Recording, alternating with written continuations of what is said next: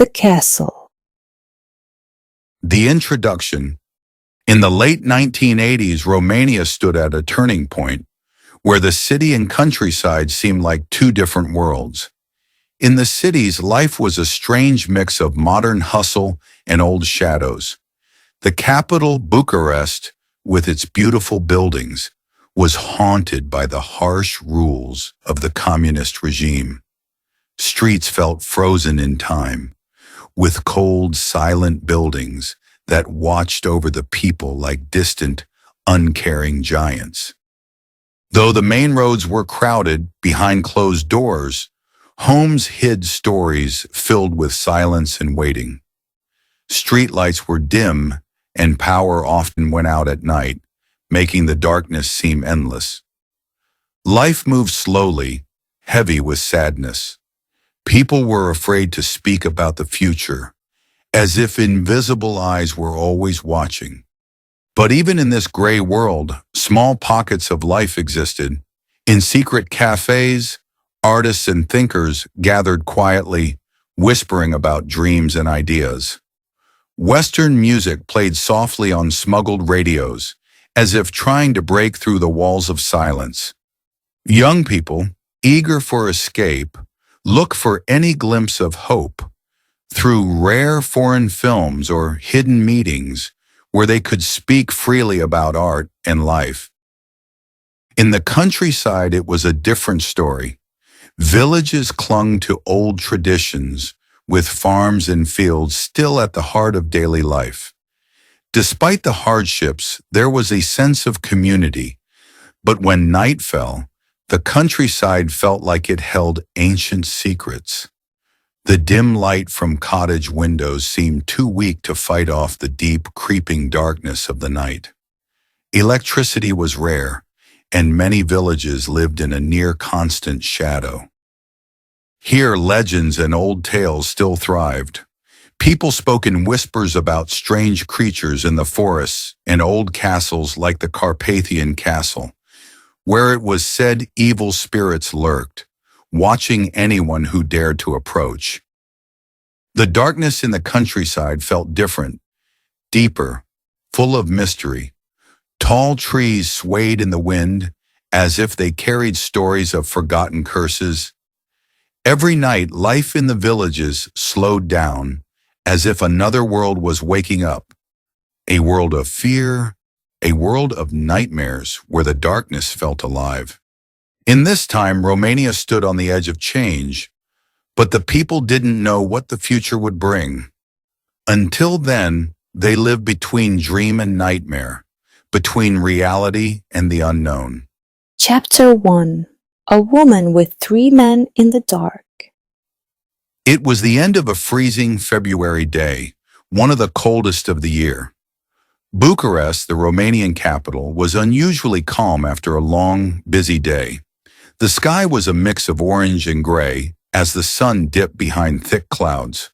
Street lights flickered on, casting a soft glow over the city. In the old quarter, where history whispered through the streets, the buildings stood like silent witnesses, holding secrets of the past. The air was heavy, the smell of snow lingering. As the cold crept in, tiny puddles froze, making the streets feel eerie and still. In a small cafe tucked away in this part of the city, Marcus sat with his friends, Alex, Daniel, and Sophie. The cafe had an old-world charm, with the smell of coffee and the soft sound of pages turning from old books. They were celebrating the end of their university days, full of laughter and plans for the future. As the last rays of sunlight filtered through the steamed windows, Sophie looked at Marcus and said, "Marcus, you've never told us much about your village. What's it like?" Marcus leaned back, his smile fading as he spoke. "My village isn't like any other. It's called Bran." "Bran? Like the Dracula castle?" Daniel asked, raising an eyebrow. Marcus nodded. "Yes, but not the one you're thinking of. The famous Bran Castle is just a tourist trap. There's another castle, hidden in the Carpathian Mountains. It's far more mysterious and dangerous. The mention of another castle piqued their interest. Alex leaned forward. What's so dangerous about it?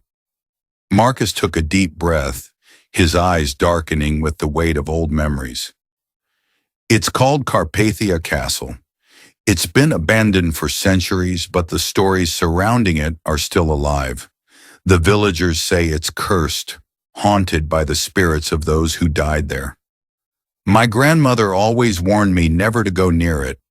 She believed that the shadows around the castle weren't just trees moving in the wind, but something much darker. Evil spirits, Sophie asked, her voice barely a whisper. Marcus nodded. Yes, and that's not the only strange thing. The village priest, Nikolai, hasn't aged in decades. My grandmother saw him when she was a child, and he still looks the same. People say he made a pact with the spirits in the castle, and that's why he doesn't age. A shiver ran down Sophie's spine. Have you ever been to the castle? Marcus hesitated. Once when I was a kid, a group of us went to see it, but as we got close, the air felt wrong, heavy. We heard whispers coming from the castle. We ran before we could even get close. I've never been back since. The group fell silent, the cozy atmosphere of the cafe replaced by an uneasy tension. So, should we go? Alex asked, a mischievous grin on his face. We could visit your village, see this place for ourselves. Marcus smiled slightly. If you're brave enough, you're welcome to come. My grandmother would be happy to have you. And maybe we'll get close enough to the castle this time. A trip to Braun, a village nestled in the shadows of a cursed castle. What could possibly go wrong? Little did they know, the horrors they would soon face were far beyond anything they could imagine. Their adventure was just beginning, and the darkness that awaited them would forever change their lives. The night had deepened, and Bucharest was now silent. The dim streetlights flickered, casting long shadows that seemed to move on their own. Marcus and his friends walked through the old streets, leaving the warmth of the cafe behind. The laughter they shared earlier faded, but Marcus's story stayed with them like a heavy cloud. As they walked when the air grew colder, the wind whispered through the streets, carrying soft, strange sounds.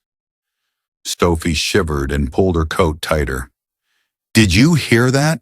Sophie asked, her voice shaky. Hear what? Alex replied, looking around.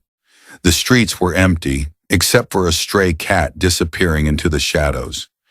It sounded like whispering, Sophie said, scanning the dark alleys. Marcus stopped and looked ahead, his face tense. Let's keep going, he said quietly. The wind can play tricks here. But as they walked, the whispers grew louder. They were clearer now, like voices hiding in the shadows. Daniel, always the skeptic, felt a knot in his stomach. This isn't normal, Daniel muttered, his breath visible in the cold air. The group sped up, their footsteps echoing off the old stone buildings. The whispers followed them, slipping through the narrow streets. Marcus glanced over his shoulder and froze. At the end of the street, he thought he saw a figure, a tall, dark shape with faintly glowing eyes. Marcus, what is it? Sophie asked, noticing his pale face. Nothing, he lied, forcing a smile. Let's just get back to the apartment. They turned the corner, and suddenly the whispers stopped. Silence fell, but Marcus still felt like someone was watching them. He looked back. The figure was gone. His friends exchanged worried glances, but no one said anything. When they reached Marcus's apartment, the warmth inside did little to ease their fear. They sat in the living room, each lost in thought. "Do you think it was just the wind?" Alex finally asked, breaking the silence. Marcus hesitated. "I don't know. In my village, they say the shadows can speak. Sometimes they call your name." Sophie hugged her knees to her chest, her eyes wide. "Do you really believe that?" Marcus looked at her, his expression serious. "I didn't, until tonight." The room fell quiet again.